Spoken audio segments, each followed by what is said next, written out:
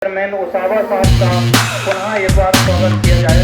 Chairman उसावा साहब का दिनेश के लिए नव बधुओं के लिए निश्चित ही नींव का पत्थर साबित होगा।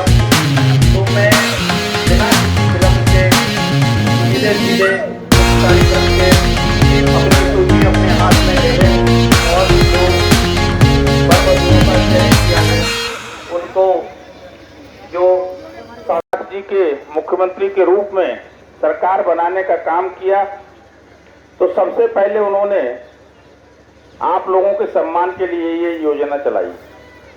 उन्होंने देखा था, जो सांसद थे तो वो देखते थे, चर्चा करते थे कि गांव में जब किसी गरीब के घर बेटी पैदा होती है तो उसे बड़ा कष्ट होता है। वो कहते थे कि बेटी तो वैसे भी बहुत एक उपहार होती है, लेकिन इसको हम लोग गांव में बड़ी मुश्किल से उसके जीवन यापन की व्यवस्था करने का काम करके शादी तक बहुत परेशानी उठाते थे। तो उन्होंने बेटी के जन्म से लेकर और शादी तक की सारी व्यवस्थाएं करने का काम किया। और मुझे बड़ी खुशी है कि बेटी के जन्म पर भी एक राशि हमारी सरकार के द्वारा दी जाती है।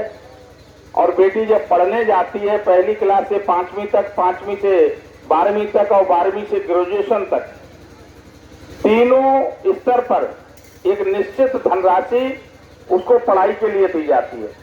और जब बेटी वयस्क हो जाती है, शादी के योग्य हो जाती है, तो उसकी शादी की पूरी जिम्मेदारी सरकार के कंधों पर है। और मैं समझता हूं कि अब कोई माँ बाप बेटी को बोझ नहीं समझते हैं।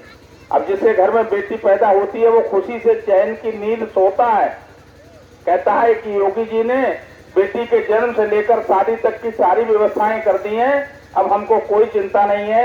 बेटी जवान होने तक हमारे घर रहेगी, हमारे परिवार का निर्माण करेगी और फिर शादी के बाद दूसरे परिवार के निर्माण में अपना योगदान देने का काम करेगी। दोनों परिवारों को पार लगाने में बेटी की महत्वपूर्ण भूमिका रहेगी, इसलिए उसको खुशी होती है। और ये तब संभव हुआ जब सरकार की मंशा के अनुरूप ये काम हुआ। आज आप लोग बैठे हैं बड़े खुशी के माहौल में, आपके माता पिता भी बहुत खुश हैं कि हमारी कन्याओं की शादी हो गई है और शादी भी सरकारी तौर पे हुई है। और मैं समझता हूँ कि इससे मुझसे पहले भी एक विधायक जी यहाँ रहे, मैं भी आया, प्रमुख जी भी हैं, क्षेत्र के नगर पंचायत के अध्यक्ष जी भी हैं। इस शादी के साक्षी कई विधायक, कई जनप्रतिनिधि, कई अधिकारीगण, चाहे खंड विकास अधिकारी के रूप में उसावा के हैं या म्याऊ के हैं या अन्य सभी अधिकारीगण, कर्मचारीगण हैं, इस शादी के प्रत्यक्ष गवाह हैं। और सभी लोगों के सामने इस तरीके की जो शादी ब्याह की रस्म होती है वो पूरी हुई है। मेरा सभी वर लोगों से भी आग्रह है कि इस सरकारी शादी को मानकर इनके साथ पूरा जीवन आपको व्यतीत करना है। दोनों लोग एक दूसरे का सम्मान करें और पूरे जीवन भर इस शादी का आनंद लेकर इस शादी को व्यतीत करने का काम करें। ये मानने की ये सरकार की तरफ से एक तोहफा है उनके जीवन के लिए। ये अच्छी वधुएं उनको मिली हैं, उनकी सारी व्यवस्था हुई है, अच्छे भोजन की व्यवस्था भी की है।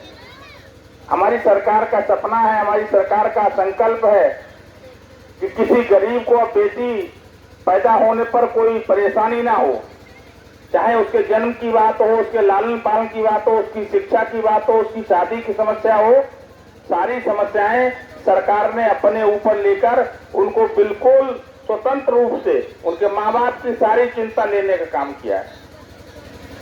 और वैसे भी आदरणीय मोदी जी माताओं बहनों की चिंता के लिए हमेशा काम करते हैं। जब वो प्रधानमंत्री बने पहली बार तो उन्होंने पूरे देश में माताओं बहनों के सम्मान के लिए 12 करोड़ से अधिक शौचालय देने का काम किया। वो जानते थे कि किस तरीके से गांव में रहने वाली माताएं बहनें